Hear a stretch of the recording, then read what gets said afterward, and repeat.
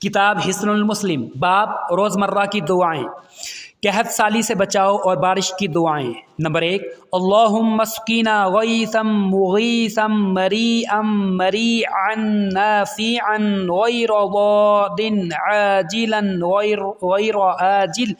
اے اللہ تو ہمیں ایسی بارش سے سیراب کر جو مددگار، خوشگوار، سرسبز کرنے والی اور مفید ہو، نقصان دہ نہ ہو، جلد ہو نہ کہ دیر سے آنے والی۔ نمبر 2، اللہم اغثنا اللہم اغثنا اللہم اغثنا، اے اللہ ہمیں بارش دے، اے اللہ ہمیں بارش دے، اے اللہ ہمیں بارش دے۔ نمبر 3، اللہم اسقی عبادک و بہائمک وانشر رحمتک واحیی بلدک المیت۔